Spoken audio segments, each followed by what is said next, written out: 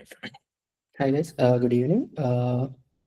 Welcome to the session first of all. And I think අපි අද කරන්න යන්නේ build and launch on AWS in 30 minutes. ඉතින් මේ session එකේදී අපි කරන්න බලාපොරොත්තු වෙන්නේ full stack web application එකක් under 30 minutes build කරලා AWS වල host කරන්නේ කොහොමද කියලා walk through එකක් කරන්න.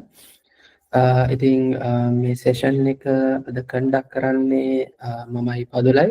මම associate tech lead කෙනෙක් විදිහට work කරනවා. පදුල senior software engineer කෙනෙක් විදිහට work කරනවා. අපිට totally 10 plus years experience තියෙනවා software development වල and basically අපි serverless and AWS architecture එකේ තමයි specialized වෙලා ඉන්නේ. ඉතින් අපි දෙන්න තමයි අද ඔයාලට session එක කරන්නේ. Codeweb Academy එකෙන්. ඉතින් මේ session එකෙන් පස්සේ අපේ තව plan එකක් තියෙනවා free session series එකක් කරන්න. ඉතින් මේ series එකේදී අපි බලාපොරොත්තු වෙන්නේ coding වලට අමතරව industry එකේදී කොහොමද ඔයාලා architecture එකක් define කරන්නේ, කොහොමද ඔයාලා production application එක build කරන්නේ, ඒකට design implementation, design decisions ගන්න කොහොමද කියලා වගේ thinking patterns ටිකක් ගැන කතා කරන්න. ඉතින් අදින් මේ පටන් ගන්න free seminar එකෙන් පස්සේ තව sessions පහක් අපි plan කරලා දිනවා. first session එකේ strategic planning, ඒ කියන්නේ ඔයාලා architecture define කරන්නේ කොහොමද, ඒකට technology select කරගන්නේ කොහොමද, user requirements ගන්න කොහොමද වගේ දේවල් ටිකක් අපි කතා කරනවා.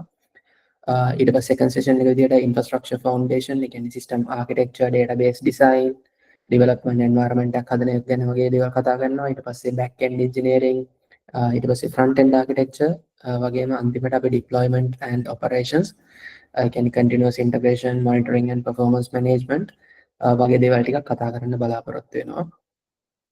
right. ඉතින් yeah, වැඩිය කතා කරන්න නැතුව අපි අද session එක පටන් ගමු. ඉතින් අද session එකේදී අපි plan කරන්නේ full stack web application එකක් මම කලින් කිව්වා වගේ AWS වල host කරන්න. ඉතින් මේක කරන්න අපි back end implementation එක කරන්න අපි technology එක විදිහට AWS වලින් select කරගෙන තියෙන්නේ AWS Lambda. ඉතින් මෙතන Lambda එහෙම නැත්නම් AWS වලට අලුත්ම කවුරු හරි ඉන්නවා නම් අපි AWS Lambda එකක් කියන්නේ මොකක්ද කියලා බොහොම quickly go through කරමු. basically AWS Lambda එකක් කියන්නේ serverless function එකක්. ඒ කියන්නේ ඔයාලට infrastructure management එකක් නැතුව එහෙම නැත්නම් servers ගැන worry වෙන්න දෙයක් නැතුව code එකක් deploy කරලා back end එක වැඩ ටික කරගන්න පුළුවන් විදියක් තමයි AWS Lambda එකක් කියන්නේ. මේ AWS Lambda ගැන කතා කරද්දී basic limitation එකක් තියෙනවා. ඒ තමයි timing. සාමාන්‍යයෙන් Lambda එකක් spin up වෙන්නේ එහෙම නැත්නම් Lambda එක function එකක් වැඩ කරන්න පටන් ගන්න call start එකක්, ඒ කියන්නේ වෙලාවක් යනවා. ඒක Node.js වල ගත්තොත් 100 milliseconds වගේ call start එකක් යනවා. ඒ වගේම වැදගත්ම දේ තමයි ඔයාලගේ function එක මොකක් වුණත්, ඒ කියන්නේ CRUD operation එකක් වුණත් වෙන මොන හරි දෙයක් වුණත් ඔයා ඒ function එක විනාඩි 15ක් ඇතුළතදී run කරලා ඉවර කරන්න ඕනේ. ඒක තමයි තියෙන ලොකුම limitation එක. ඊට පස්සේ resources ගත්තට පස්සේ ඔයාලට RAM එක එහෙම නැත්නම් memory එක 128 megabytes වල ඉඳලා 10 GB වෙනකන් අපිට memory එක වැඩි කරගන්න පුළුවන්. Lambda වල තියෙන විශේෂත්වය තමයි ඔයාලා එහෙම memory එක වැඩි කරගනිද්දි CPU එක automatically scale වෙනවා. ඒ කියන්නේ ඔයාලා RAM එක වැඩි කරගනිද්දි අපි EC2 එහෙම නැත්නම් dedicated server එකක් manage කරනවා වගේ worry වෙන්න ඕනේ නැහැ මේකේ CPU power එක ඇති වේද කියලා. මොකද RAM එක ඔයා වැඩි කරනකොට ඒකට අනුරූප විදියට CPU එකත් automatically scale වෙනවා. ඊළඟට තියෙන note එක තමයි scalability. Lambda එකේ තියෙන විශේෂත්වය තමයි ඔයාලට instant scalability එකක් තියෙනවා. ඒ කියන්නේ එක රික්වෙස්ට් එකක් ආවත් රික්වෙස්ට් 1000ක් ආවත් Lambda එකට instantly cater කරන්න පුළුවන්. ඔයාලගේ basic AWS console එකක් ගත්තොත් ඒකේ over like default limit එක තියෙන්නේ 1000 concurrent executions in Lambda functions. ඒ කියන්නේ එකපාරට 1000ක් Lambda functions ඔයාලට spin up කරන්න පුළුවන්. ඔයාලගේ මොකක් හරි function එක වැඩක් කරගන්න. finally අපි බලන්න ඕන දේ තමයි billing. මේකේ තියෙන ලොකුම flexibility එක තමයි මේකේ තියෙන pay as you go architecture එකක්. ඒ කියන්නේ ඔයා ගෙවන්නේ ඔයාගේ function එක වැඩ කරන milliseconds ගන්නට. ඒක හින්දා ඔයා කොච්චර lambda functions හදලා ඒවා idle තිබ්බත්, ඒ කියන්නේ ඒක වැඩ කරන්නේ නැත්නම් නිකන් background එකේ just තියනවා විතරක් නම් ඒකට ඔයාට cost එකක් ඔයාගේ overall architecture එකෙන් add වෙන්නේ නැහැ. right, ඔය ටික තමයි අපි lambda එකක් ගැන කතා කරද්දී තියෙන basicම දේවල් ටික. ඊට පස්සේ අපි ඉක්මනටම යන් කොහොමද lambda එකක් හදන්නේ සහ lambda එකක් deploy කරලා අපි back end එක up කරගන්නේ කොහොමද කියලා බලන්න. ඉතින් අපි අපේ WhatsApp channel එකේ අපි share කරා කොහොමද AWS account එකක් හදාගන්න කියලා බොහොම ඉක්මනට. ඉතින් ඔයාලා එහෙම account එකක් හදාගත්තා නම් ඔයාලගේ AWS console එකේ home එක මේ වගේ view එකක් තමයි තියෙන්නේ. ඉතින් මේ වගේ view එකක් තියෙනකොට ඔයාලට සමහරලාට මෙතන recently visited වල lambda තියෙන්න පුළුවන්. එහෙම නැත්නම් ඔයාලට මෙතන search කරලා යන්න පුළුවන් lambda කියලා. එහෙම ගියාට පස්සේ ඔයාගේ account එකේ ඔයා හදලා තියෙන ඔක්කොම lambda functions මෙතන list down වෙලා තියෙනවා අදාළ region එකෙන්. ඒ කියන්නේ ඔයාලා region wise තමයි අපි lambda functions හදන්නේ. එතකොට ඒ region එකට තියෙන ඔක්කොම lambda functions මෙතන list down වෙලා තියෙනවා. right අපි ඉතින් මුලින්ම කොහොමද lambda function එක හදාගන්න බලමු. ඉස්සෙල්ලම කරන්න ඕන create functions වලට යන්න ඕන. අපි මේක basic කියන්නේ blueprint එකක් නැතුව මුලින් ඉඳලම හදමු. ඉතින් එහෙම කරන්න අපි දෙන්න ඕන author from scratch and ඊට පස්සේ අපි function එකට නමක් දෙන්න ඕන.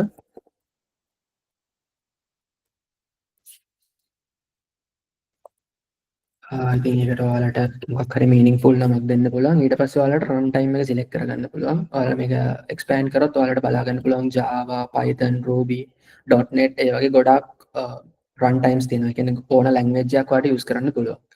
හැබැයි මේකෙදි අපි අපේ back end එක හදන්න බලාපොරොත්තු වෙන Node වලින්. ඒකෙන්ද අපි Node.js වල තියෙන latest version එක Node.js 22 අපි use කරනවා.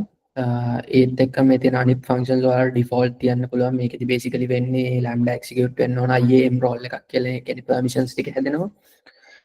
ඒ වගේම additional configurations වලටත් අපි අද basically අවධානයක් දෙන්නේ නැහැ. ඉතින් ඔයාලට මේ ටික default තියලා ඔයාලට create functions වලට යන්න පුළුවන්. මෙහෙම create function දුන්නාම වෙන්නේ AWS එක පැත්තෙන්. ඔයාගේ function එකට ඕන කරන ඔක්කොම permissions ටික setup වෙනවා වගේම ඔයාලට අලුත්ම lambda function එකක් හැදිලා ඒ වෙලාවෙදිම deploy වෙනවා. right. ඉතින් මේ lambda function එක code එකට ගියොත් ඔයාලට බලා ගන්න පුළුවන් index.mjs කියලා file එකක් තියෙනවා. ඉතින් මේ file එක තමයි ඔයාලගේ lambda function එකේ entry point එක විදිහට වැඩ කරන්නේ. මේක බොහොම basically හිතුවොත් මේක JavaScript basic function එකක් කියලා ඔයාලට හිතන්න පුළුවන්. මොකද ඒ syntax එකම තමයි තියෙන්නේ. ඉතින් මේක තමයි ඔයාලගේ කියන්නේ මොකක් හරි ඔයාලා කරන CRUD operation එකක් හරි එහෙම නැත්නම් වෙන මොකක් හරි calculation එකක් හරි මොනම function එකකට use කරත් ඒක entry point එකට විදිහට වැඩ කරන්නේ මේ තියෙන index lambda එක. index file එක. right. ඉතින් අපි මේ application එකේදී කරන්න බලාපොරොත්තු වෙන්නේ ගොඩක් සරල දෙයක්. මේක basic beginners ලට කරන දෙකක්. එන්ද අපි කරන්න බලාපොරොත්තු වෙන්නේ front end එකෙන් අපි මොකක් හරි text එකක් back end එකට ගෙන්න ගන්නවා. ඒ ගෙන්න ගන්න text එක අපි sentence එකක් ඇතුලේ දාලා ආපහු front end එකට යවලා display කරන්න තමයි අපි plan කරලා තියෙන්නේ. simple වුණාට ඒක full stack application එකක්. මොකද ඒකේ total cycle එක වැඩ කරනවා. අපිට front end එකක් තියෙනවා, back end එකක් තියෙනවා. ඒ දෙක connect කරලා අපිට functionality එකක් එනවා. right. ඉතින් ඒක කරන්න අපිට මුලින්ම ඕන සාමාන්‍යයෙන් event එක අපි post event එකක් ගෑවුවා ආවොත් ඒකේ body එකක් කියලා එකක් එනවා. ඉතින් මේ lambda එක ඇතුළතදී අපි මේ body එක extract කරගන්න ඕන. ඒක කරගන්න තියෙන ලේසිම විදිය තමයි JSON object එකක් විදියට event body එක එළියට ගන්න. ඊට පස්සේ අපි හිතමු මේ event body එක ඇතුලේ front එකෙන් අපිට name කියලා tag එකක් එනවා. කියන්නේ නමක් තමයි එවන්නේ. ඊළඟට අපිට කරන්න ඕනේ මේ name කියන එක access කරගන්න. ඒක කරන්න අපිට ඒකත් බොහෝ ගොඩක් සරලයි. ඒකේ body.name කියලා ඒ name attribute එක අපිට access කරන්න පුළුවන්. final step එක විදියට අපි කරන්නේ අපි message එකක් හදනවා. මේ message එක කියමු hello from lambda කියලා. right. ඔය විදිහේ message එකක් අපි අපේ function එක ඇතුලේ හදා ගන්නවා. ඒ හදාගෙන ඉවරලා අපි කරන්නේ ඒක ආපහු response එකක් විදියට front end එකට යවනවා. එතකොට එහෙම front end එක විදියට යවන්න අපි JSON object එකක් විදියට මේ message එක pass කරනවා. ඊට අමතරව අපිට මේක header type එකක් දාන්න ඕනේ. මොකද එහෙම නැත්නම් front end එකෙන් ඒක access කරගන්න බැරුව වෙනවා. ඉතින් මෙතන access control headers අපිට මෙතනදී වුණා වෙන්නේ නැහැ. මොකද ඒක අපි වෙනම course policy එකක් විදිහට add කරන හින්දා අපිට උවමනා වෙන්නේ content type application/json කියන මේ header type එක විතරයි. මේ ටික කරාට පස්සේ අපි තාම මේ changes ටික deploy වෙලා නැහැ. මොකද තාම function එක අර කලින් විදිහට තමයි වැඩ කරන්නේ. ඉතින් අපි ඒක deploy කරගන්න තියෙන ලේසිම විදිය තමයි මෙතන deploy කියලා button එකක් තියෙනවා. ඒක click කරාට පස්සේ බොහොම පොඩි වෙලාවක් ඇතුලේ function එක deploy වෙනවා. right. අපි ගාව දැන් AWS අපි function එකක් lambda function එකක් create කරා. ඒකේ code එක වෙනස් කරා අපි deploy කරා. දැන් ඊළඟට තියෙන ප්‍රශ්න තමයි අපි මේක access කරන්නේ. AWS lambda function එකක් වුණාම ඒක access කරන්න. එහෙම නැත්නම් මේ lambda function එකට කියලා වැඩක් කරවගන්න. ඒක trigger කරන්න options ගොඩක් AWS ළඟ තියෙනවා. අපිට API gate එක කියලා එකක් connect කරන්න පුළුවන්. එහෙම නැත්නම් අපි හිතන්නකෝ මේ ලැම්ඩා එක මොකක් හරි ඉවෙන්ට් එකකට වැඩ කරනවා නම් අපිට S3 බගට් එකක ට්‍රිගර් එකකට හරි එහෙම නැත්නම් SQS ට්‍රිගර් එකකට හරි ඒ වගේ විදිහකට කනෙක්ට් කරන්න පුළුවන්. හැබැයි ඔයාට ලැම්ඩා ෆන්ක්ෂන් එකක් ට්‍රිගර් කරන්න තියෙන ලේසිම ක්‍රමය තමයි ෆන්ක්ෂන් URL කියන එක. ඒක ගොඩක් ස්ට්‍රේට් ෆෝවර්ඩ්. එකකින් තමයි ඔයාලට ලැම්ඩා ෆන්ක්ෂන් එකක් වැඩ කරනවද කියලා බලා ගන්න තියෙන ලේසිම විදිය තමයි ෆන්ක්ෂන් URL එකක් හදන එක. ඉතින් එහෙනම් ෆන්ක්ෂන් URL එකක් හදාගන්න ඔයා කරන්න ඕන කන්ෆිගරේෂන් වලට ගිහිල්ලා මෙතන තියෙනවා ෆන්ක්ෂන් URL කියලා ටැබ් එකක්. ඒකට ගිහිල්ලා ඔයාලට ෆන්ක්ෂන් URL එකක් හදාගන්න පුළුවන්. ඉතින් මේ ෆන්ක්ෂන් URL එකක් හදාගන්න ගියයින් පස්සේ එයාලා මුලින්ම අහන දේ තමයි auth type. auth type කියන්නේ අපිට ඒ කියන්නේ username password හරි වෙන මොකක් හරි විදියකින් මේ endpoint එක secure කරන්න ඕනද කියන. අද මේ සෙෂන් එකට අපි හදන්නේ බොහොම සිම්පල් ෆන්ක්ෂන් එකක් හින්දා අපි මේක open endpoint එකක් විදියට තියන්නේ. right. එහෙම open endpoint එකක් විදියට තිබ්බත් තියලා ඊට පස්සේ අපිට මේ additional settings වලට ගිහිල්ලා මේ CORS policies enable කරන්න ඕනේ. මොකද CORS enable කරේ නැත්නම් කියන්නේ cross origins enable කරේ නැත්නම් ඔයාලට බෑ front end එකේ ඉඳලා back end එක access කරන්න. ඒ විදිහට CORS policy enable කරන විතරක් නෙමෙයි අපි මෙතන expose headers වලටත් දැන් type all දෙනවා. ඒ වගේම allow headers වලටත් all දීලා allow methods වලටත් අපි all කියලා දෙනවා. basically මේක බොහොම open function එකක් unsecure. ඒක ඕන කෙනෙක්ට right. ඕකේ question එකක් ඇවිල්ලා තියෙනවා. සමීර අපි මේ questions ටික end of the session Q&A session එකේදී answer කරමු. මොකද නැත්නම් අපිට 30 minutes ඇතුලේ මේ content එක deliver කරන්න බැරි හින්දා. right. okay. ඊළඟට අපි මේ ටික add කරලා අපි මේ ටික save කරගන්නවා. එහෙම save කරාට පස්සේ ඔයාලට message එකක් එනවා your changes has been saved කියලා. ඒ වගේම ඔයා මේ configurations වල දැන් function URL වල ඔයාලට පෙන්නනවා function URL එකක්. ඉතින් මේ function URL එකෙන් තමයි ඔයාලට basically application එක trigger කරගන්න පුළුවන්. ඉතින් මේ function URL එක වැඩ කරනවාද කියලා අපි බලන්න ඕනේ. ඒකට ගොඩක් simple විදියක් තියෙනවා. ඔයාලා හැමෝම අහලා තියෙන postman ගැන. ඉතින් අපිට පුළුවන් postman application එකට ගිහිල්ලා අපිට අලුත් HTTP request එකක් හදන්න පුළුවන්. ඒකේ අපි post request එකක් තමයි යවන්න හදන්නේ. මොකද ඔයාලට මතක ඇති අපි code එකේදී අපි access කරා body කියලා object එකක්. එහෙම body object එකක් එන්න නම් අපි අනිවාර්යෙන් post එකක් තමයි යවන්න ඕන. ඒ post එකේ අපි body එක ඇතුලේ අපි JSON object එකක් තමයි හදන්නේ. ඒ JSON object එක වලට මෙන්න මේ විදිහට name කියලා දාලා ඒකට ඔයාලට කැමති නමක් දාන්න පුළුවන්. JSON කියලා දාමු. right. එතකොට අපි මෙහෙම name tag එකක් යවනවා body එක ඇතුලේ. ඊට පස්සේ අපි මේක send කරලා බලමු අපිට expected result එක එනවද කියලා. right. දැන් ඔයාලට සරලවම බලා ගන්න පුළුවන් preview එකක් විදියට hello from lambda json කියලා එනවා. ඉතින් මේක trigger වුණාද කියලා අපිට monitor කරගන්න කොහොමද? ඒක කරගන්නත් ඔයාලට සරල විදියක් තියෙනවා. මේකේ monitoring කියලා tab එකක් තියෙනවා. ඒ monitors වලට ගියාට පස්සේ සාමාන්‍යයෙන් lambda function එකට මේ monitoring automatically enable වෙනවා. මේකේ අපිට cloud.watch වලට ගිහිල්ලා monitoring වලට ගියාම තියෙනවා cloud.watch කියලා option එකක්. මේ cloud.watch වලට ගියාට පස්සේ ඔයාලට log streams ඇතුලේ බලා ගන්න පුළුවන්. ඒ කියන්නේ මේ log stream එකක් කියන්නේ lambda එකක් invoke වෙච්ච වෙලාවට හැදෙන monitoring tag එකක් කියලා ඔයාලට ඉක්මනටම idea එකක් ගන්න පුළුවන්. මේක ඇතුළට ගියාට පස්සේ අපිට බලා ගන්න පුළුවන් අපි console logs දැම්මනම් ඒ console logs ටිකත් මේක ඇතුලේ බලා ගන්න පුළුවන් ඔයා නිකන් local machine එක run කරනවා වගේම ඊට අමතරව start request වෙලාව end request time ඒ වගේ අපිට initially අවශ්‍ය කරන ඔක්කොම details ටික අපිට මෙතනින් monitor කරගන්න පුළුවන්. ඉතින් ඔයාලට තේරෙන ඉතින් සාමාන්‍ය function එකක් deploy කරගන්න within 5 minutes 10 minutes වගේ ඇතුළත lambda function එකක් use කරලා අපිට පුළුවන්. right. ඊළඟට අපි බලමු මේ lambda function එක front end එකත් එක්ක connect කරන්නේ කොහොමද කියලා front end එක build කරලා AWS වලට deploy කරන්නේ කොහොමද කියලා. okay. ඒකට right over to you Padul. okay Dilu my screen share කරන්නම්.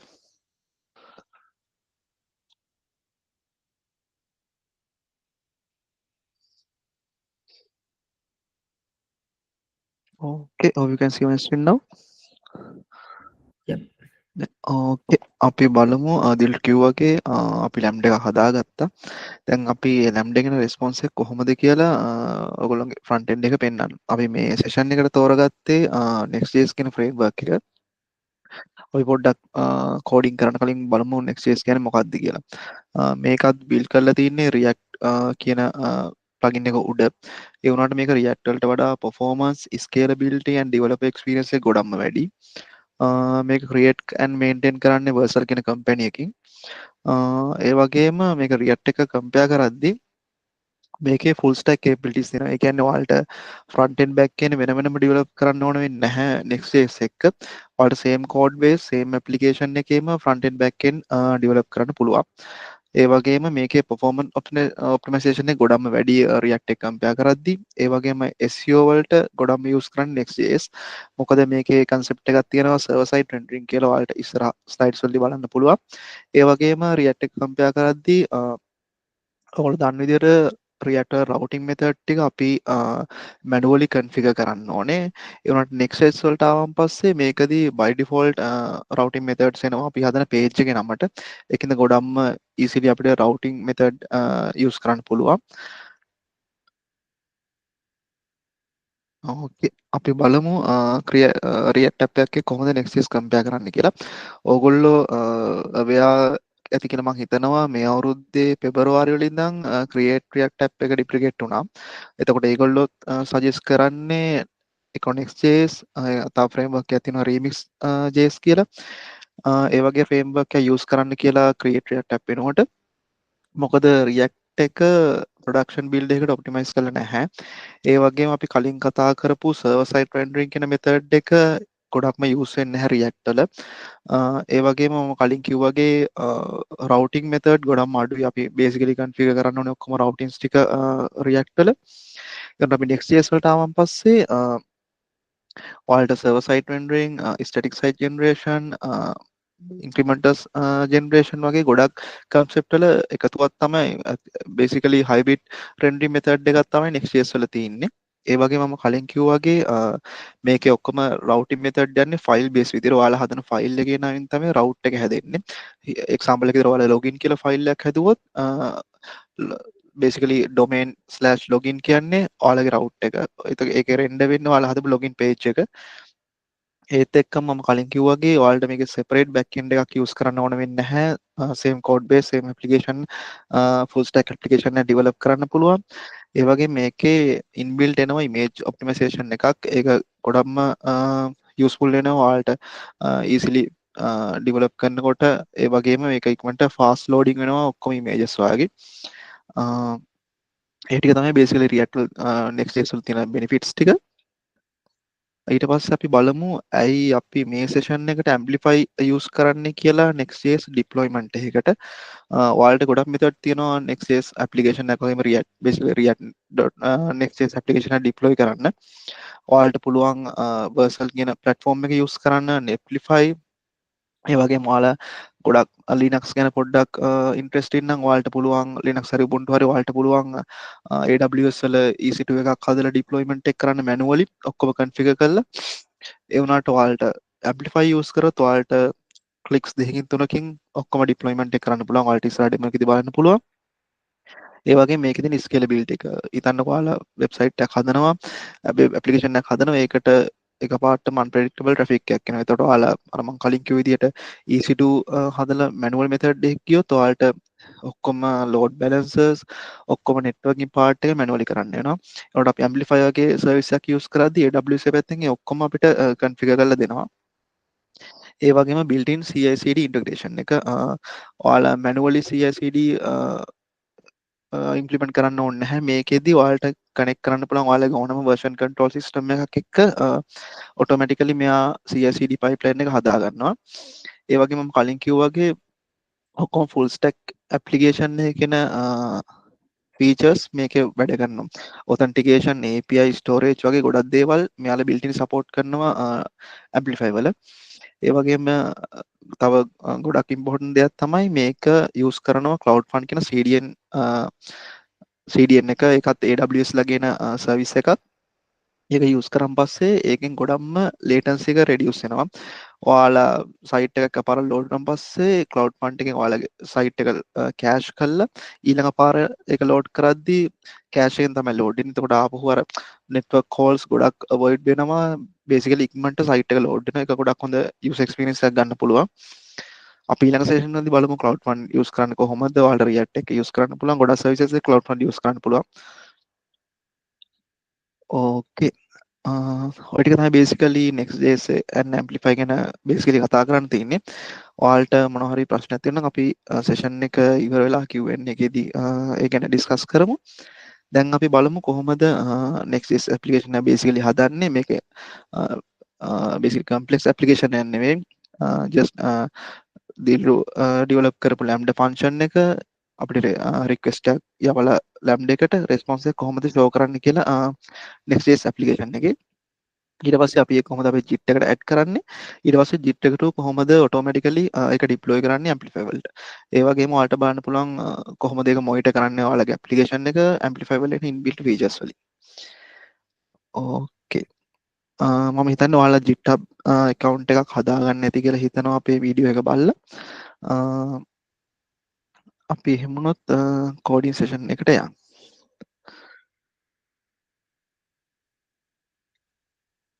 ඕකේ අපි මුලින්ම බලමු කොහොමද next application එක හදන්න කියලා. ඔයාලා React එක familiar නේ? ඔයාලා React app එක හදන්න නැත්නම් npx create React app කියන command එකෙන් අපි මේකටත් use කරන්නේ same command එක but පොඩි difference එකක් තියෙනවා. අපි npm create next app කියන එක තමයි use කරන්නේ.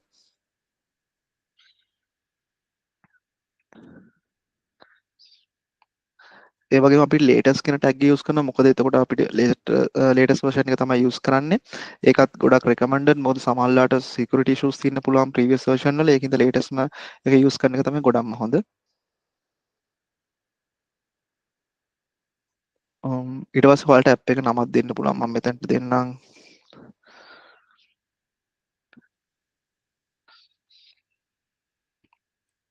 මෙතනින් පස්සේ ඔයාලගේ අහන basic configuration ටිකක් ගොඩක් වෙලාවට recommend කරන්නේ TypeScript එක යන්න කියලා. ඒ වගේම slint enable කරන්න tailwind cs කියන්නේ ඔයාලට styling use කරන්න පුළුවන් method එකක්. ඒ වගේම and design උත් තියෙනවා. basically මෙයාලා recommend කරන්නේ tailwind css.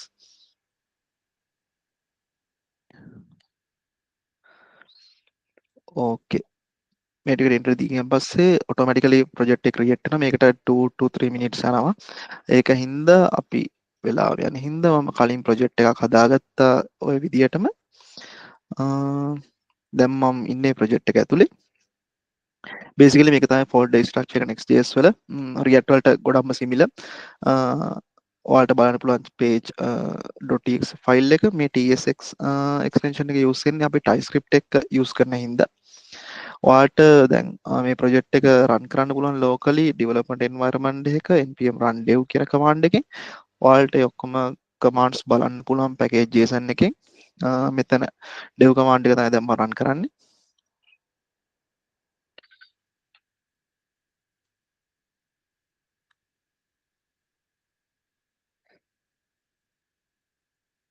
ඉනිෂියල් රන් එකට සාමාන්‍යයෙන් ටික වෙලාවක් යනවා. මොකද මෙයා කෝඩ් එක බිල්ඩ් කරලා JavaScript මේකේ TypeScript use වෙනින්ද ඒක directly run වෙන්නේ නැහැ අපේ browsers වල. ඒක JavaScript වලට convert වෙලා තමයි run වෙන්නේ.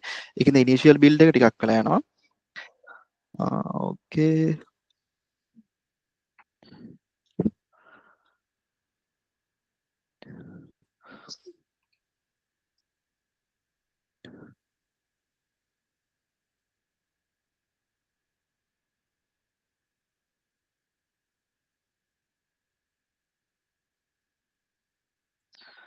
ඕකේ. මේක තමයි basic sample default එන app එක create next ලගේ.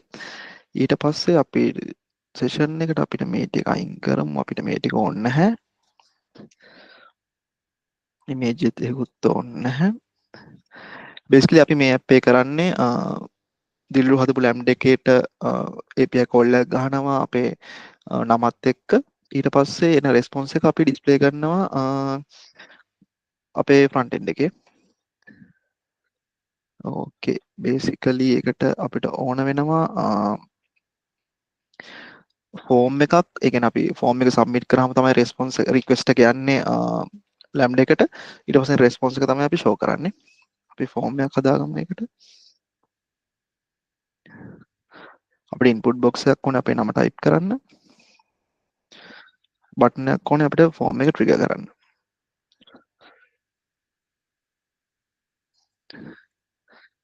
අපි input box එකේ type එක text කියලා ගමු.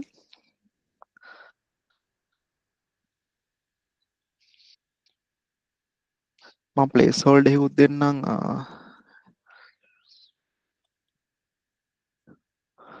ඊට පස්සේ බටන් එකේ ටයිප් එක අපි සබ්මිට් කියලා ගමු. මොකද මේක ෆෝම් එකක් හින්දා.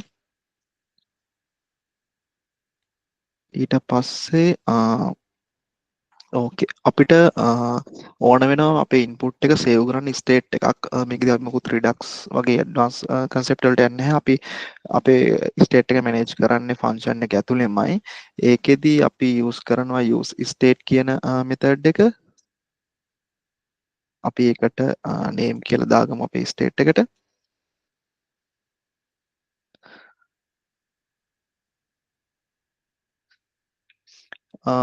by default state එක අපි name කියන එක empty string එකක් තියෙන්නේ. අපිට import කරන්න ඕන use state කියන method එක use state කියන hook එක React වලින්.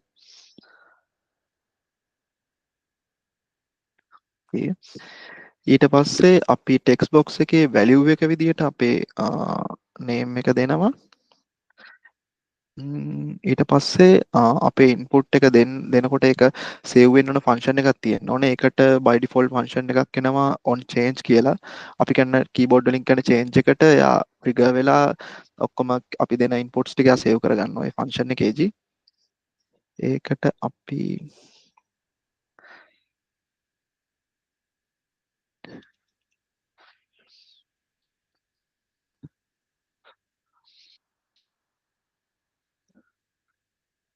value ඕකේ. ඊට පස්සේ අපිට ෆන්ක්ෂන් එකක් ඕන වෙනවා ෆෝම් එක සබ්මිට් කරන්න. ඒකට අපි හදාගමු ෆන්ක්ෂන් එකක් cons submit form කියලා.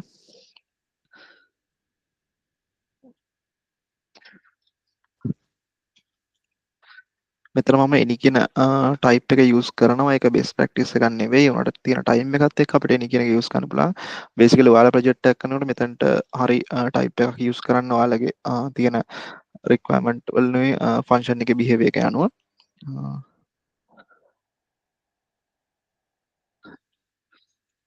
ඕකේ. අපි මෙතන console log එකක් දාගමු test කරන්න අපේ name එක. ඊට පස්සේ මේ function එක trigger වෙන්නේ form එක submit කරාම ඒකින්ද form එකේ on submit කියන method එකට අපි අපේ function එක දෙමු.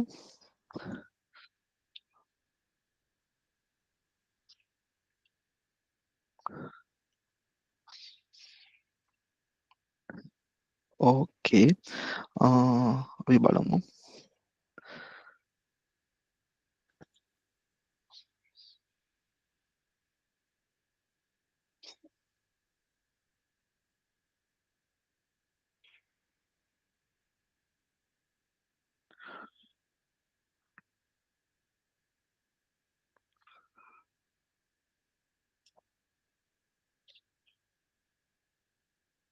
ඕකේ. අපිට error එකක් ඇවිල්ලා තියෙනවා.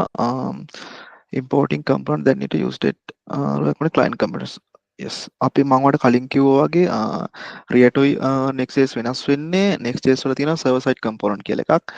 එතකොට by default අපි component එකක් හදනකොට Next.js වල හැදෙන්නේ server side component එකක්. ඒකෙදි වෙන්නේ basically React වල කරන්නේ අපේ component එක render වෙන්නේ අපේ browser එක පැත්තේ. ඒතර data ඔක්කොම අරගෙන component එක fully render කරන්නේ client browser එක පැත්තේ. ඒ වුණාට අපි Next.js use කරනකොට වෙන්නේ component එක render වෙන්නේ data ටික fetch වෙලා ඔක්කොම data combine කරලා සම්පූර්ණ component එක හැදෙන්නේ server එක පැත්තේ. ඒ හැදිච්ච component එක තමයි අපිට client ගේ browser එකට එවන්නේ. එතකොට අපිට use කරන්න බැහැ server side components වලට මේ වගේ input ගන්න ඒවා button click වගේ users එක්ක interact වෙන behaviors use කරන්න බැහැ server side components වලට. ඒකට අපි client side component තමයි use කරන්නේ. අද අපි මේ client side component එකක් කියලා Next.js වලට කියන්නේ අපිට use client කියලා tag එකෙන්. ඕකේ.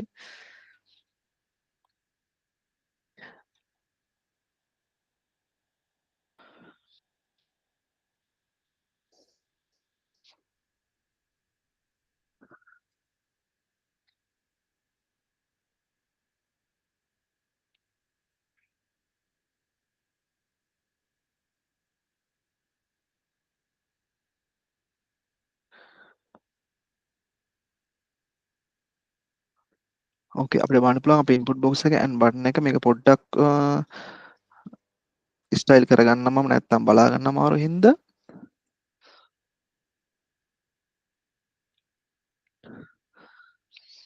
මේ ස්ටයිල් මෙතඩ් එකට අපි කිව්වේ tailwind css කියලා ඔයාලට ඒකේ ડોකියුමන්ටේෂන් එක බලහම පොඩි අයිඩියාවක් ගන්න පුළුවන්. මේකේ තියෙන්නේ ඔක්කොම අපි css files වල ලියන්නේ නැහැ. ඔක්කොම predefined classes ටිකක් තියෙනවා tailwind css වලට අපිට ඒවා use කරන්න පුළුවන් අපේ ස්ටයිල් වලට. අපි මේක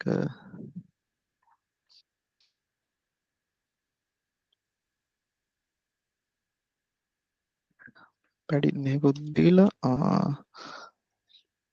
ඕකේ බටන් එකත් ස්ටයිල් කරගමු.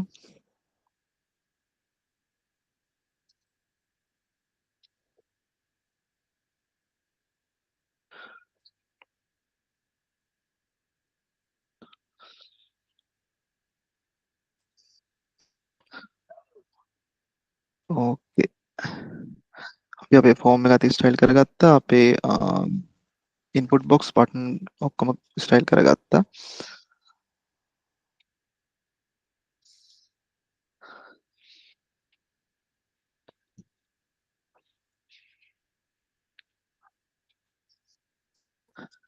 ඕකේ අපි දැන් බලමු අපි දාපු කන්සෝල් ලොග් එකට අපි දෙන ඉන්පුට් එක එනවද කියලා. මම මෙතන ටෙස්ට් කියලා දෙන්නම්. ඕකේ ඔයාලට බලන්න පුළුවන් අපි දීපු කන්සෝල් ලොග් එක ට්‍රිගර් වුණා. දැන් අපිට තියෙන්නේ දිල්රු හදපු ලැම්ඩ එකත් එක්ක අපේ මේ ෆෝම් එක කනෙක්ට් කරන්න. එතකොට අපි කරන්නේ අපිට ඒකට ෆෝම් අපිට ඒ වගේ එකක් කරන්න අපිට විදි ගොඩක් තියෙනවා. අපිට යූස් කරන්න පුළුවන් axios කියන මෙතඩ් එක, අපිට fetch කියන එක යූස් කරන්න පුළුවන්, අපිට තව react hooks කියන එක යූස් කරන්න පුළුවන්, react queries යූස් කරන්න පුළුවන්. baकी ගොඩාක් මෙතඩ්ස් තියෙනවා. මේකෙදි අපි ගොඩක්ම ලේසියෙන් අපි fetch කියන මෙතඩ් එක යූස් කරමු. ඒක built in මෙතඩ් එකක් next ලගේ.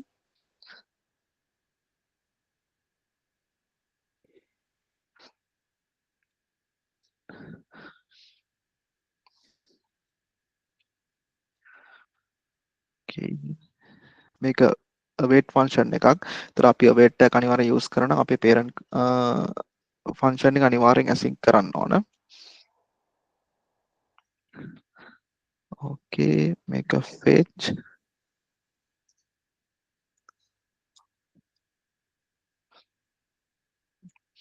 අපි යූස් කරන මෙතඩ් එක තමයි post. මොකද අපි මේකේ body එකේ යවනවා අපේ නම. ඒකින්ද මෙතඩ් එක post. ඒ වගේම අපි headers යූස් කරන්න ඕන. content type එක application json කියන header එක විතරක් ඇති. දැනට මේකේ ලොකුවට security අපි implement කරලා නැති හින්දා. ඒ වගේම අපේ body එකට අපේ නම යවන්න ඕන.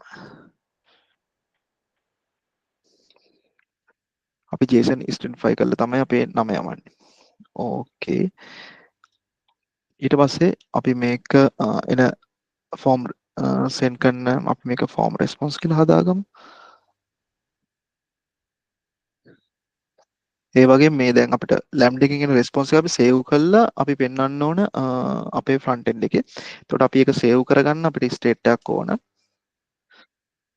අපි ඒකට යූස් කරමු res.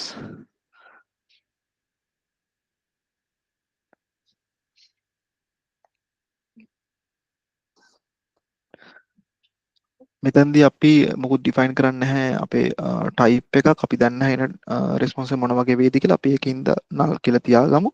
ඊට ඔයාලගේ බජට් යූස් කරනකොට ඒක හරියට බලලා ඩිෆයින් කරන්න. දැන් මෙතන const database response JSON කරගන්නවා.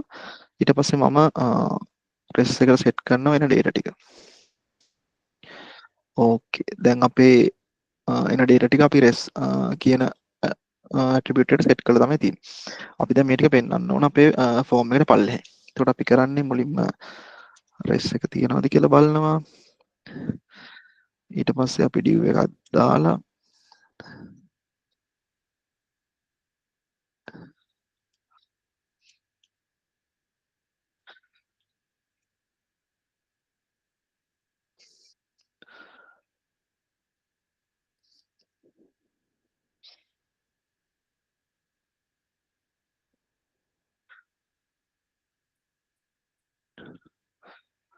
ඕකේ. බේසිකලි මේක තමයි ෆන්ක්ෂන් එක වෙන්නේ. මෙතනදි වෙන්නේ අපේ ෆෝම් එකක් තියෙනවා. අපි ෆෝම් එකට ඉන්පුට් එකක් දීලා සබ්මිට් බටන් එක ක්ලික් කරන් පස්සේ අපේ නේම් එකත් එක්ක ඒක සෙන්ඩ් කරනවා ලැම්ඩ එකට. ඊට පස්සේ ලැම්ඩ එකේ එන රෙස්පොන්ස් එක අපි අපේ කම්පෝනන්ට් එකෙන් පල්ලෙහා පෙන්නනවා. අපි බලමු මේක කොහොමද වැඩ කරන්නේ කියලා. මම මෙතන දෙන්නම්.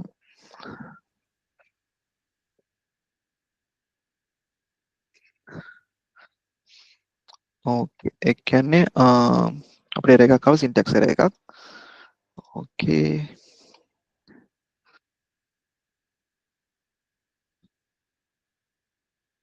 ඕකේ. එතන ඉෂුව එක උනේ මම ෆෙච් එක ඩිෆයින් කරා. හැබැයි මම ෆන්ක්ෂන් URL එක දැම්මේ නැහැ. එතකොට ෆන්ක්ෂන් එක දන්නේ නැහැ මොන endpoint එකද කෝල් කරන්න ඕනේ කියලා. මම හිතන්නේ දිල්රු අපිත් එක්ක ෂෙයා කරා නේද? ඔයා හදපු ෆන්ක්ෂන් URL එක. මම දැන් chat එකේ දාන්න. සෝරි මම දැන් දැක්කේ zoom කරන්න කියලා දීලා කමෙන්ට් මැසේජ් එකක් තිබුණා ටර්මිනල් එක.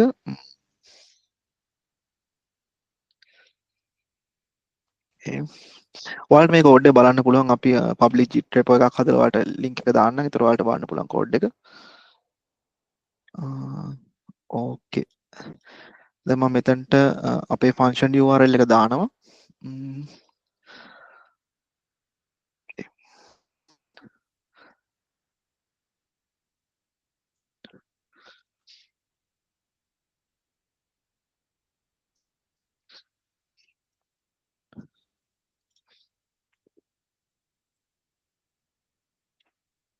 ඕකේ. ඔයාලට බලන්න පුළුවන් රෙස්පොන්ස් එක ආවා hello from lambda code dev කියලා.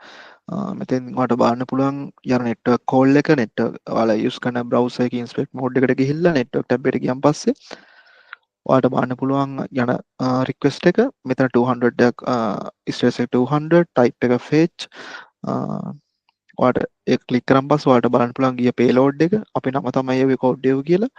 ඊට පස්සේ ආව රෙස්පොන්ස් එක තමයි lambda එකෙන් hello from lambda code dev.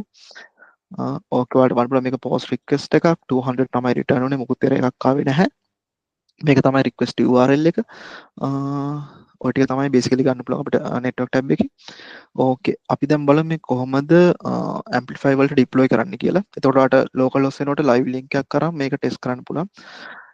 මුලින්ම අපි කරන්න ඕනේ අපි jitro තමයි මේක amplify වල deploy කරන්නේ. මුලින්ම කරන්න ඕනේ ඔයාලගේ හදපු code එක අපි jit වලට පුෂ් කරන්න ඕන. ඒකට අපි කරන්නේ මම හිතනවා ඔයාලා go through කරන්න නැති කියලා අපේ වීඩියෝ එක jit කොහොමද account එක හදාගන්නේ කියලා. ඉතින් අපේ jit account එක මම ගිහිල්ලා මේකෙන් මුලින්ම repo එකක් හදාගන්න.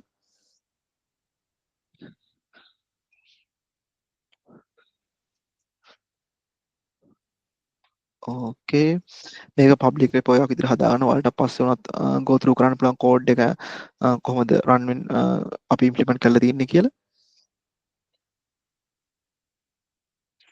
ඕකේ. දැන්ට මම යූස් කරන මේ මැෂින් එකේ මට මේ account එකට access නැහැ. ඒකින්ද මම මගේ personal account එක add කරගන්නවා collaborator කෙනෙක් විදියට.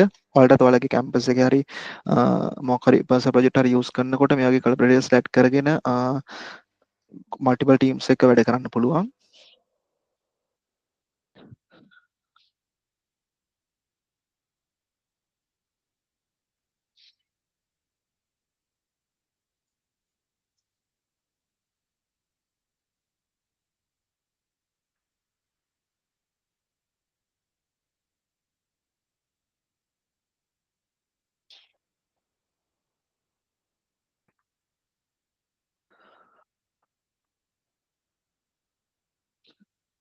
ඕකේ. අපි දැන් බලමු කොහොමද code එක JIT එකට push කරගන්න කියලා. මෙතනදී මෙයාලා ඔක්කොම අපිට දෙනවා ස්ටෙප්ස් ටික අපි ෆලෝ කරන්න ඕන. අපි මුලින්ම JIT init එක ගහමු. existing මගේ JIT repo එකක් තිබුණා. ඒකෙන් දාපු මේක reinitialize වුණා. ඕකේ ඊට පස්සේ අපි ඔක්කොම files ටික add කරනවා. ඕකේ ඊට පස්සේ අපි commit message එකක් දෙනවා.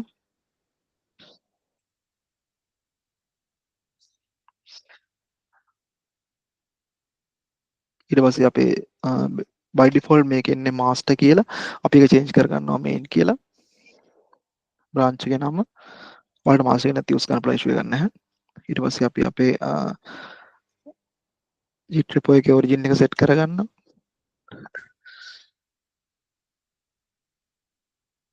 ඊට පස්සේ අපේ code එක git එකට අපේ repo එකට push කරනවා.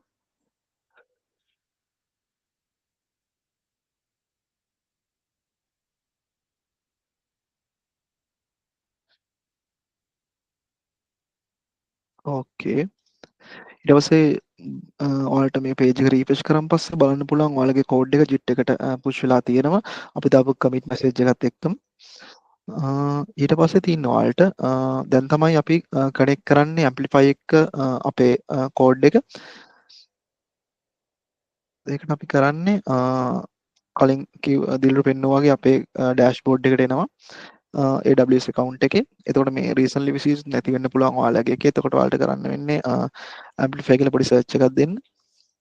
ඊට පස්සේ amplify service එක ඇතුළට යන්න. මතකද ඔයාලගේ region එක select කරන්න basically මොන region එකද ඔයාලා හදන්නේ කියලා.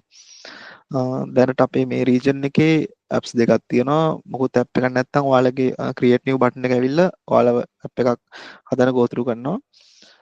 අපි create new app දෙමු. මම කලින් කිව්වාගේ මේකේ අපිට CI/CD මොකුත් හදන්න ඕනේ නැහැ. කෙලිම JIT එක through connect වෙනවා. ඉතින් අපිට කියන්න ඕන අපි use කරන GitHub ද Bitbucket ද code commit ද GitLab ද කියන එක. අපි දැන් use කරන GitHub එක. අපි GitHub එක connect කරනවා. මම කලින් කිව්වාගේ ඔයාලට next app එකක් Vue.js app එකක් Angular එකක් byte වලින් හදපු React application එකක් වුණත් Amplify වල deploy කරගන්න පුළුවන් කිසිම issue එකක් නැතුව මම GitHub කියන එක select කරා. ඊට පස්සේ next option එක දෙනවා. initially ඔයාලා මේක authenticate කරලා නැත්නම් ඔයාලගේ GitHub account එකත් එක්ක පොඩි authentication part එකක් එනවා Google sign in වගේම GitHub sign in එක. ඒකෙදි ඔයාලගේ access authorize කරන්න ඕනේ GitHub account එකට. දැන්ට මේ account එක authorize කරලා තියෙන හින්දා අපිට repos ටික පෙන්නනවා. මේ තියෙන මම අන්තිමට හදපු repo එක. ඒක select කරන් පස්සේ එයාලා default branch එක ගන්නවා. දැනට අපේ app එකේ තියෙන එක branch එකයි main branch එක විතරයි. ඔයාලගේ multiple branch තිබුණොත් ඔයාලට ඕන branch එකක් මෙතනින් select කරන්න පුළුවන්. දැනට අපේ එකේ තියෙන main එක විතරක් ඉඳ දැනට main එක තමයි fetch වෙන්නේ. ඊට පස්සේ අපිට තියෙන next දෙන්න. මේක තමයි basic app configuration ටික. මේකෙත් මුකුත් කරන්න දෙයක් නැහැ. මුකුත් හදන්න දෙයක් නැහැ. basic configuration වලින්ම අපිට next කියන එක දෙන්න පුළුවන්. ඔයාලට මෙතන රිවිව් කරගන්න පුළුවන් ඔයාලගේ දීපු ඔක්කොම configuration හරිද කියලා. ඔක්කොම හරිනම් save and deploy. මේකට 2 to 3 minutes වගේ යනවා deployment එක හැදෙන්න ඔක්කොම instance ටික up වෙලා. ඒ අතර පොඩ්ඩක් අපි තව slide දෙකක් තිබුණා. ඒ දෙකත් බලමු. අපි බලමු props and cons මොනවද කියලා Amplify වල Next.js එක use කරනකොට ඔයාලා දැක්කා වගේ 2-3 clicks වලින් අපේ deployment එක කරගන්න පුළුවන්.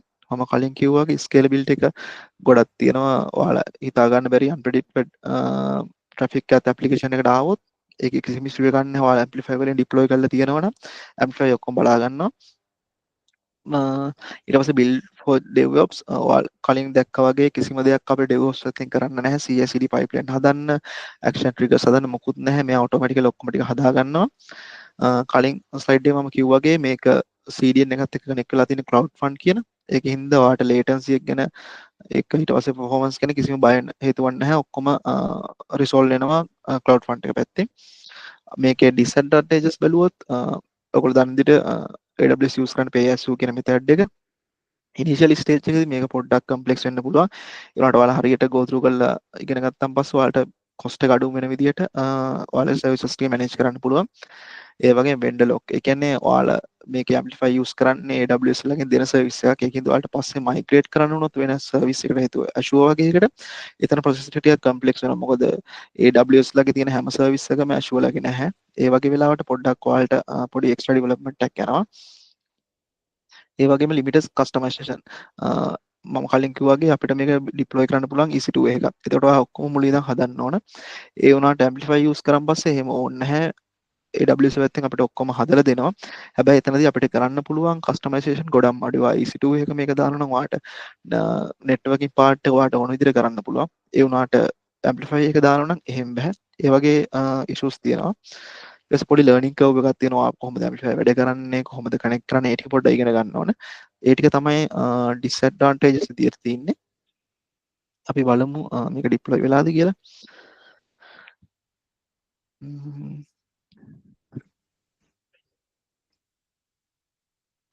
නැහැ. හරි ඕකේ. දැන් deploy වුණා. ඔයාලට බලා ගන්න පුළුවන් මෙතන deployed කියන tag එක වටනවා කියන්නේ අපේ application එක amplify වල deploy වෙලා තියෙන්නේ. එතකොට මෙතන domain එක දෙනවා. ඔයාලට මේ click කරන් පස්සේ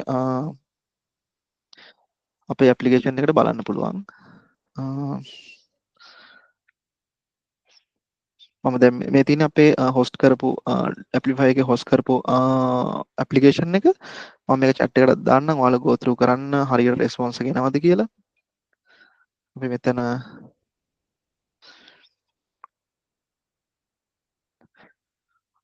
අපි ලෝකල් ටෙස්ට් කරා වගේම මේකෙත් හරියට ඔයාලා ගහන නේම් එකම රෙස්පොන්ස් එක දිහා ලැම්ඩා එක පැත්තෙන් එනවා. ඔක තමයි බේසිකලි ලැම්ඩා එකක් Next.js app එකක් host කරන්න Amplify වල. තව පොඩි ෆීචර් එකක් තියෙනවා මේකේ. අපි බලමු දැන් ඔයාට බේසිකලි ඕන වෙනවා බටන් එකේ නම change කරන්න. ඊට පස්සේ අපි මේක change කරමු click me කියලා. ඔයාට මේක clicks දෙකෙන් ක්ලික්ස් අතම ක්ලික්ස් දෙක ගන්න. මේක කමාන්ඩ් දෙකකින් මේක පුෂ් කරන්න පුළුවන් ලයිව් එකට. ඔයා කරන ඕන චේන්ජ් එකක්. ඔයා චේන්ජස් ටික ඔක්කොම කළි වෙලා ඔයා කරපු චේන්ජස් ටික git එකට කමිට් කරන්න. අපි මෙතන දෙමු button change කියලා. ඊට පස්සේ ඒ ටික git එකට පුෂ් කරන්න. මම කිව්වා වගේ මේක ඔටෝමැටිකලි CI/CD pipeline ඔක්කොම හැදෙන හින්දා අපි මොකක් හරි change එකක් කළා git එකට push කරන් පස්සේ මේ especially main branch එකට අපි main branch එක select කරපු හින්දා මෙයා ඔටෝමැටිකලි එයාගේ Amplify app එක update කරගන්නවා latest changes වලට. දැන් ඔයාලට බලන්න පුළුවන් මෙතන last commit එක තියෙන්නේ මම දීපු button change කියන commit එක. ඊට අදාළ ඔක්කොම code ටික මෙයා ආපහු redeploy කරගන්නවා. ඕකේ. ඔක තමයි process එක වෙන්නේ. ඒකින්ද අපිට CI/CD ගැන මොකුත් worry වෙන්න ඕනේ නැහැ. අලුතෙන් pipelines හදන්න මොකුත් කරන්න ඕනේ නැහැ. ඒ වගේම ඔයාලට මේ application එක ඔයාලගේම domain එකක් තියෙනවනම් ඒකට add කරගන්න පුළුවන් කිසිම issue එකක් නැතුව මේ ඒ feature එක දෙනවා.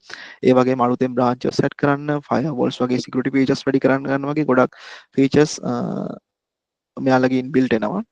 ඒ වගේම ඔයාලට app එක monitor කරන්න ඕන නම් මෙතන hosting කියන section එකට ගියන් පස්සේ ඔයාලට තියෙනවා monitoring කියලා section එකක්. මේකෙදි ඔයාලට ඔක්කොම matrices ටික බලන්න පුළුවන් application එකේ මොනවද ආපු request වල summary එකක්, data transfer වෙච්ච විදිය, මොනවද ආපු errors කොයි හරියද ආවේ, ඊට පස්සේ 500 errors ආවද, ඒ වගේ ඔක්කොම ඔයාලට idea එකක් ගන්න පුළුවන්. basically cloud කලින් පෙන්නපු cloud watch වගේම dashboard එකක් තමයි තියෙන ඔයාලට monitor කරන්න. ඔයාලට alarms හදා ගන්න පුළුවන් traffic එක high traffic එකක් එන වෙලාවට ඔයාලට මොකක් හරි email එකකට alarm එකක් එන්න. ඕකේ. ඒ ටික තමයි basically amplify එක පැත්තේ තියෙන monitoring systems ටික. ඊට පස්සේ ඔයාලට environment variable උත් configure කරගන්න පුළුවන් මේක පැත්තේ. ඊට පස්සේ අපි බලමු Next.js වල තියෙන market trends and real world use cases ටිකක් මම කලින් කිව්වා වගේ මේක බැක් කරන්නේ බර්සල් කියන කම්පැනි එකකින්. ඒ වගේම Next.js වලට ලොකු කමියුනිටි එකක් තියෙනවා. ගොඩක් Discord channels, Slack channels ඔයාලට බලා ගන්න පුළුවන් කමියුනිටි එකක් ගොඩක්ම grow වෙච්ච කමියුනිටි එකක් තියෙනවා. ඒ වගේම යාළුවගේ free sessions තියෙනවා ගොඩක්ම Next.js වලට. ඒවට ඔයාලට join වෙන්න පුළුවන් LinkedIn එකේ වගේ මෙයාලගේ pages follow කරලා තිබුණොත්. ඒ වගේම real world example විදිහට ගත්තොත් ඔයාලා ගොඩක් use කරන TikTok, Netflix, Nike, Uber වගේ ගොඩක් platform වල web part එක base වෙන්නේ Next.js වලින්. TikTok එකේ වුණත් ඔයාලා web view එක use කරනවා නම් ඒක develop වෙලා තියෙන්නේ Next.js උඩ. ඒ වගේම Nike ලගේ e-commerce platform එකත් base වෙන්නේ Next.js උඩ. ඔය වගේ trend එකක් තමයි Next.js වල තියෙන React එක compare කරද්දී දැන් ගොඩක්ම React developers ලත් recommend කරන්නේ Next.js use කරන්න කියලා.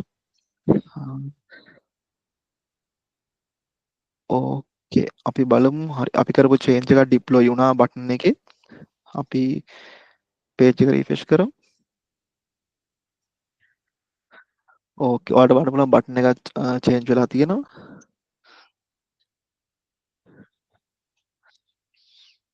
ඕකේ ඇප්ලිකේෂන් එකත් බේසිකලි කලින් විදිහට වැඩ කරනවා ඕක තමයි ඕක තමයි ප්‍රොසෙස් එක සාමාන්‍යයෙන් SCX ඇප් එකක් ඩිප්ලොයිමන්ට් එක යන විදිය Amplify වලට React වලටත් same ඔයාලා React ඇප්ලිකේෂන් එකක් තුනම මේ විදිහට ඩිප්ලොයි කරගන්න පුළුවන් white ඒක white එක use කරන්න පුළුවන් ඒ වගේම Vue.js ඇප් එකක් වුණත් පුළුවන් Angular එකක් තුනත් මේ same process එකෙන්ම ඔයාලට ඩිප්ලොයිමන්ට් එකක් කරගන්න පුළුවන් Amplify වලට ඕකේ දිලු අපි දැන් මම හිතන්නේ දිලු අපි කවර් කරා නේද අපේ ස්කෝප් එක අපි දැන් අපිට දැන් Q&A session එකට යන්න පුළුවන්. දැනට questions කීපයක් තියෙනවා chat එකේ. ඔයාලට ඊට අමතරව මොන හරි questions තියෙනවා නම් Google Meet chat එකේ හරි එහෙම නැත්නම් අපි WhatsApp community එකේ chat එකේ හරි ඔයාලට දාන්න පුළුවන්. ඔයාලගේ දැනටත් තියෙනවා questions දෙකක්. right. right. මුලින්ම බලලා අපිට දෙන ප්‍රශ්න තමයි course policy එකක් කියන්නේ මොකක්ද කියන එක. සෝකෝස් පොලිසි එකක් කියන්නේ ක්‍රොස් ඔරිජින් අපි ඩොමේන්ස් දෙකක් අතර වැඩ කරද්දී ඒ කියන්නේ ඔයාගේ ෆ්‍රන්ට් එන්ඩ් එකක ඩොමේන් එකයි බෑක් එන්ඩ් එක තව ඩොමේන් එකකයි තියාගෙන ඉන්නකොට අපිට මොකක් හරි ප්‍රොටෝකෝල් එකක් ඕන ඒ ඩොමේන්ස් දෙක අතර රිසෝසස් ෂෙයා කරගන්න. එහෙම නැත්නම් ඒ කියන්නේ කෝස් පොලිසි එකක් දැම්මේ නැත්නම් එහෙම ඩොමේන්ස් දෙකක් අතර රිසෝසස් ෂෙයා කරගන්න දෙන්නේ නැහැ. ඉතින් ඒකට අලෝව් කරන්න අපි දාන පොලිසි එකක් තමයි ක්‍රොස් ඔරිජින් පොලිසි එක නැත්නම් එහෙම නැත්නම් කෝස් පොලිසි එකක් කියලා සරලවම තියෙන්නේ. ඒකට අදාළ බ්‍රීෆ් ඩොකියුමන්ටේෂන් එකක් අපි WhatsApp chat එකේ දාන්නම්. ඒ කියන්නේ ඔෆිෂියල් ඩොකියුමන්ටේෂන් එකක් AWS ල පබ්ලිෂ් කරලා තියෙන. ඒක go through කරාම ඔයාලට comprehensively AWS වල කොහොමද course policies handle කරන්නේ ඒ වගේ දේවල් ගොඩක් දේවල් ඉගෙන ගන්න පුළුවන්. ඊළඟට තියෙන ප්‍රශ්න තමයි DDoS attack එකක් කොහොමද prevent කරන්නේ Amplify කරලා කියලා. ඇම්පලිෆයි වලම මම දන්න විදිහට එහෙම ඔප්ෂන් එකක් නැහැ DDoS attack එකක් prevent කරන්න. හැබැයි ඔයාලා AWS use කරනවා නම් මෙහෙම DDoS attack එකක් එනවා නම් එයාලගේ තියෙනවා AWS Shield කියලා ඔප්ෂන් එකක්. ඒ AWS Shield කියන එකෙන් කරන්නේ basically ඔයාලා AWS Shield එක ඇතුළේ resources ටික list down කරාම ඒ එන request ඒගොල්ලෝ constantly monitor කරනවා මේක ඒ කියන්නේ මේක attack එකක්ද නැද්ද කියලා. DDoS attack එකක් වගේ නම් අපිට sudden spike එකක් එක්ක අපිට බලා ගන්න පුළුවන් sudden traffic spike එකක් එක්ක මේ වගේ දෙයක් වෙලා තියෙනවා කියලා. ඉතින් ඒ වගේ වෙනකොට එයාලා identify කරගන්නවා මේක attack එකක් කියලා. එහෙම attack එකක් කියලා අර resource එක exhaust වෙන එක නවත්තන්න දෙනවා. ඒකට ඔයාලට use කරන්න පුළුවන් simple මේ තමයි AWS Shield එක. ඒක ගැනත් අපි documentation එකක් channel එකේ අපි දානවා. ඒකේ දිලු ෆීඩ් AWS Shield එකේ ස්ටෑන්ඩඩ් version එක free හම්බෙනවා ඕනම account එකකට ඊට එහා ගිහලා ඔයාගේ industry level ගොඩක් critical system එකක් තියෙනවා ඔයාට Shield Advance කියන option එක ගන්න පුළුවන් ඒක buy කරන්න ඕනේ AWS එක පැත්තෙන් ඒක cost එකක් තියෙනවා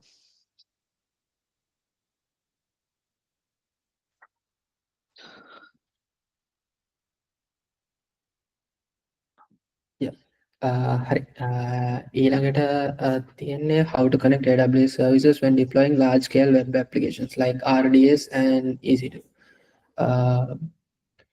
කනෙක්ට් කරනවා කියන්නේ ඒක කනෙක්ට් කරන්න පුළුවන් විදි ගොඩක් තියෙනවා. ඒ කියන්නේ ලේසිම දේ තමයි කියන්නේ.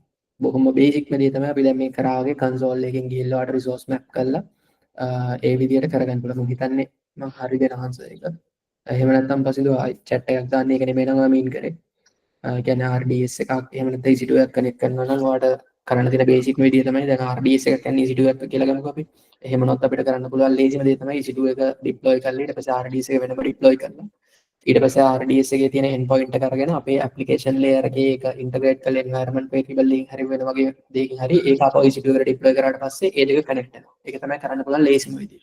හැබැයි secure විදියක් අපි ගත්තොත් එහෙම ඔයාට කරන්න පුළුවන් දේ තමයි ඒක VPC එකක් නැත්නම් virtual private cloud එකක් ඇතුලේ දාලා EC2 එකයි RDS එකයි ඒ VPC එක ඇතුලේ connect කරන්න. ඒකට එළියෙන් එන කිසිම connection එකකට ඒ ඇතුලට එන්න බෑ. ඒ විදිහට secure කරන්න පුළුවන්. ඊට අමතරව ඒ කියන්නේ ඔයාලා industry level යනවා නම් මේ වගේ applications build කරද්දී console level එකෙන් කරන එක ගොඩක් අමාරුයි. කියන්නේ ගොඩාක් resources stack වෙනකොට දැන් අපි මෙතන resources එකක් දෙකක් use කරනවා ප්‍රශ්නයක් නැහැ. ගොඩක් රිසෝසස් ස්ටැක් වෙනකොට ඒක මැනේජ් කරගන්න අමාරු හින්දා අපි ඒලාට ඉන්ෆ්‍රාස්ට්‍රක්චර් ඇස් කෝඩ් IAC විදියට ඒව තියාගන්න try කරනවා. එතකොට ඔයාලගේ network layer එක, එතකොට ඔය වගේ එකට interrelated services ටික අපි තියලා ඒකේ ඒ ඔයාලට serverless framework එකකට use කරන්න පුළුවන්, Terraform use කරන්න පුළුවන්, CloudFormation ඒ වගේ දේවල් use කරන්න පුළුවන්. Right. සමීර question එකක් දාලා තිනවා simple static website එකක් 10 to 15 visitors. අද දෙයකට cost එකක් අපිට යන්නේ සාමාන්‍යයෙන්. ඇක්චුවලි ඔයාලට ෆ්‍රී ඔක හොස් කරගන්න පුළුවන් 10 to 15 නම් කිසිම ඉෂුව එකක් නැහැ. මෙයාලගේ තියෙන ඔයාලට ප්‍රයිසින් පොලිසි එක බලන්න පුළුවන් just Google ගන්න amplify pricing කියලා. ඒකේ තියෙනවා ඔයාලට කොහොමද cost වෙන්නේ කියලා. ඔයා කියන criteria එකෙන් නම් ඔයාලට කිසිම cost එකක් යන්නේ නැහැ. deploy කරලා තියන්න website එකක් amplify එකේ.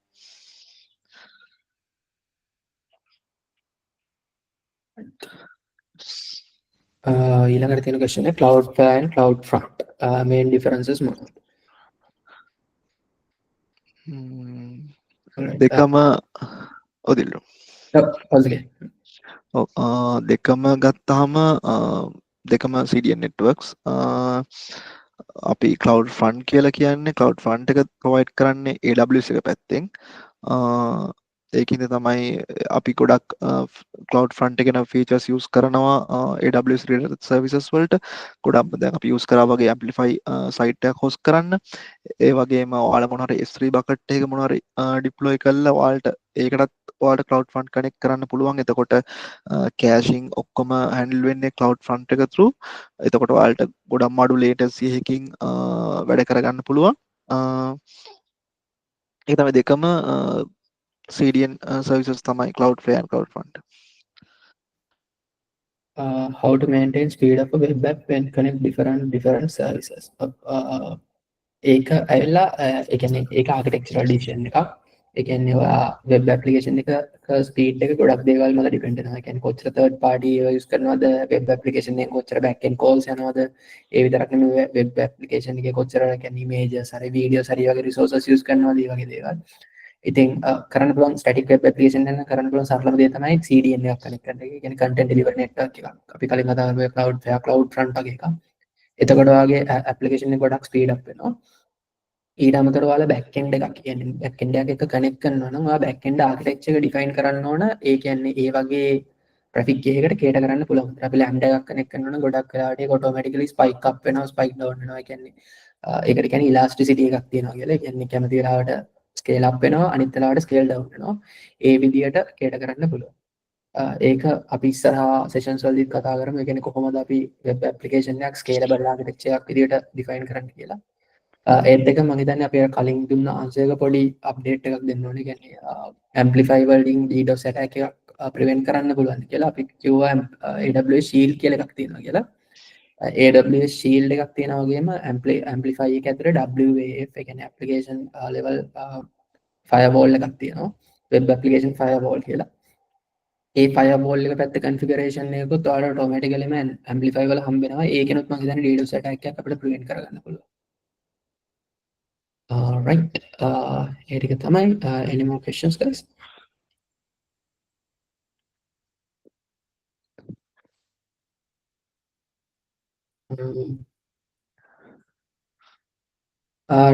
ටෙක් සපෝට් එක දෙනවා. ඒ කියන්නේ ටෙක් සපෝට් එක ඔයාලට හම්බෙන්නේ ෆ්‍රී version එකේදී හම්බෙන්නේ නැහැ. මම හිතන්නේ ඔයාලා ෆ්‍රී version එකේ දැන් AWS account එකක් ඔයාලා අලුතෙන්ම හැදුවා නම් login වෙන immediate වෙලාවෙදී යාලා අහනවා basic support and එහෙම pro support එහෙම කියලා options දෙක තුනක් තියෙනවා. මට නම් ටික හරියට මතක නැහැ. කොහොම හරි අපි ගන්න basic එක කියන්නේ අපි free tier එකක් use කරන ඉඳන් අපි basic support එක ගන්නෙ. හැබැයි ඔයාලා ඒ කියන්නේ ලොකු enterprise level application එකක් හදනවා නම් ඔයාලට පුළුවන් ඒකේ business support හරි එහෙම කියන්නේ additional support systems වලට යන්න. ඒකට ඔයාලා monthly payment එකක් කරන්න වෙනවා. ඒකෙන් ඔයාලට support එක ගන්න පුළුවන්. හැබැයි අපි දැන් basic support එක ගත්තත් අපි free support එක ගත්තත් ඔයාලට පුළුවන් AWS support එකට ගිහිල්ලා ticket එකක් open කරන්න. ඔයාලා free tier එකකට ගියත් එයාලා ගොඩක් වෙලාවට ඒ questions එකට අඩුම ගානේ initially හරි support කරනවා. ඒකෙන්ද ඔයාලා කියන්නේ මොකක් හරි ගොඩක් වෙලාවට community එකක් කියන්නේ AWS ලොකු community එකක් තියෙනවා, forums තියෙනවා. ඒ වැදල ගොඩාක් support tickets වලට ඒ කියන්නේ උත්තර තියෙනවා. එහෙම හොයාගන්න බැරි නම් ඔයාලට support ticket එකක් open කරන්න පුළුවන්. AWS basic support එකේ ගොඩක් වෙලාවට ඒගොල්ලෝ technical support එක නෙමෙයි billing support එකක් දෙන්නේ. හැබැයි ඔයාට ටෙක්නිකල් ඉෂුව එකක් ඒගොල්ලෝ හරි විදියට ඔයා ප්‍රොම්ප්ට් කරලා දැම්මොත් ඒකටත් ඔයාට සපෝට් එකක් ගන්න බැරි වෙන්නේ නැහැ. Right. Imagine I create a web app, both front end and back end, and Linux just easy to deploy both front end and back end and database. Development server could work. Yeah. As a development server, it could work because අපි development purpose එකකට නම් අපි EC2 එක use කරන්නේ front end and back end අපි නිකන් local machine එක තියෙනවා වගේ තියෙනවා. ඒකට RDS එකකින් හරි නැත්නම් database එකක් ඒකටම connect කරලා තියෙනවා. development purposes වලට ඒක issue එකක් නැහැ. prod environment එකේ ඒක recommended නැහැ ගොඩක් වෙලාවට. ඒ වුණාට අපි initially ඔයාලට demo එකක් කරන්න හරි එහෙම නැත්නම් campus project එකකට හරි එහෙම issue එකක්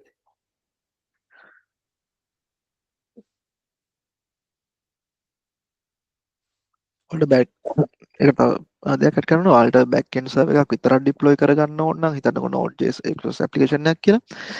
ඔයාලා හදපු එකක් ඩිප්ලොයි කරගන්න පුළුවන් AWS එක සර්විස් එකක් තියෙන AWS Beanstalk කියලා. ඒකත් ඔයාලට freely use කරන්න පුළුවන් ඔයාලගේ small scale app වලට easy deployment එකක් විදියට AWS Beanstalk කියන එක.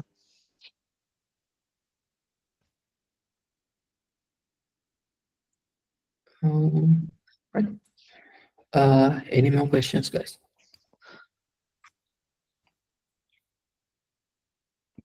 ඔයාලට පස්සේ හරි يعني මේ session එකට අදාළ question එකක් හරි එහෙම කියන්නේ AWS related question එකක් තියෙනවා නම් අපි community එකේ වෙනම group එකක් හදලා තියෙනවා මේ session එකට. ඒ session එකේ group එකේ දැම්මම අපිට free time එකක් හම්බුනහම අපි ඒකට answer කරන්න. Right, I had payload CMS. All right. Padula, regarding ඔව් ඒක content management system එකක්. ඒක ඔයාලට self host කරගන්න පුළුවන්. එයාලා දෙන host එක use කරන්න පුළුවන්.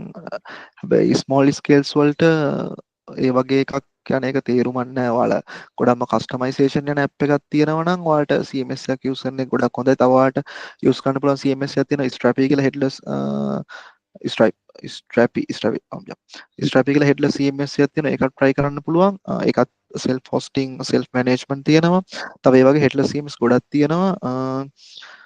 ඔයාලට ඒ වගේ use කරන්න පුළුවන්. Mainly it's on access.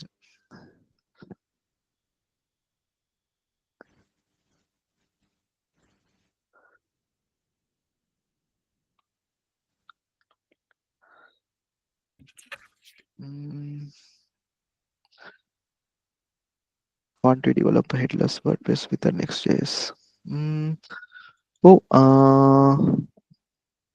WordPress. මොකද ඒ කියන්නේ හිතන්න WordPress headless WordPress එකක් Next.js එක? it's something new. So we haven't like අපි ඒක come across වෙලා නැහැ මෙච්චර කාලයකට. good point එකක්. අපි ඒක බලලා ඔයාලට group එකේ update එකක් දාන්න. ඒක අපිත් බලන්න ඕන. headless WordPress හින්දා possibility එකක් තියෙනවා. Yeah, let's try to have an answer. AWS certifications like cloud practitioner valid වෙන time එකක් තියෙනවද? නැහැ. මම දන්නේ තියෙනවා 2 years හරි 3 years හරි. As I remember but not sure. මේ දවස්වල try ගන්න පුළුවන් 50% discount එකක් යනවා. මට මතක ඉවරද දන්නේ නැහැ. ඔයාලා පොඩ්ඩක් Google කරාම මේක apply කරගන්න පුළුවන්. AI practitioner cloud solution associate architecture වගේ courses වලට මේ දවස්වල යනවා 50% discount එක ඔයාලට apply කරන්න පුළුවන්. ඒක මට මතක නැහැ ඒක ඉවරද නැද්ද කියලා. පොඩ්ඩක් double check කරලා apply කරන්න. ඒකේ valid period එකක් තියෙනවා ඔක්කොම certificate වල ඔයාලා කරන AWS හරි MongoDB හරි ඔක්කොම certificates වල valid period එකක් තියෙනවා.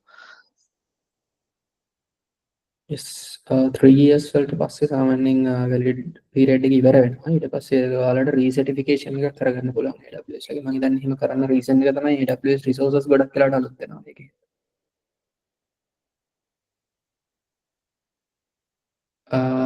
ETC files වලින් full free ගන්න පුළුවන් නේද? ඔය මම හිතන්නේ කියන්නේ AWS educate accounts ගැන. ඔව් මම හිතන්නේ ඒකේ badges කීපයක් කරාට පස්සේ එහෙම promotions ඒගොල්ලෝගේ තියෙනවා. සමහරු AWS associate certificate එක detect කරනවා practitioner එක කරන එක හොඳද?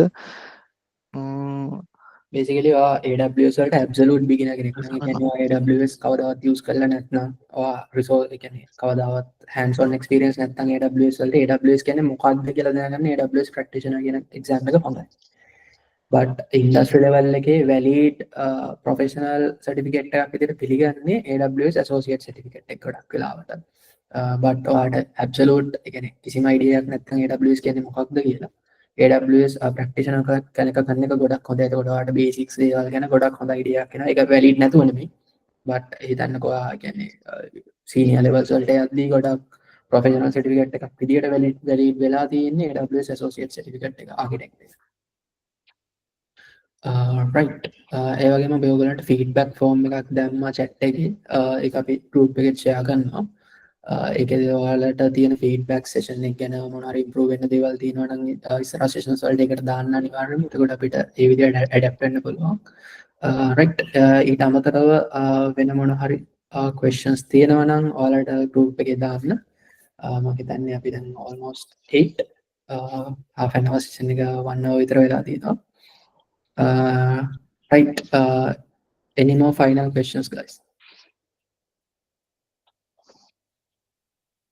All right that's all. I think we can wrap up the session. Thank you very much for joining. ඒ වගේම ඔයාලා ඉස්සරහ sessions වලට join වෙලා කියලා හිතනවා. අපි ඉස්සරහ sessions ටිකේදී කොහොමද production level application එකක් step by step build කරන්නේ, thinking pattern එක වෙන්නේ කොහොමද කියලා අපි ඉස්සරහ sessions වලදී කරන්න බලාපොරොත්තු වෙනවා. Yeah thanks again for joining us. Yeah have a great day and have a good night. Have a good night. Bye.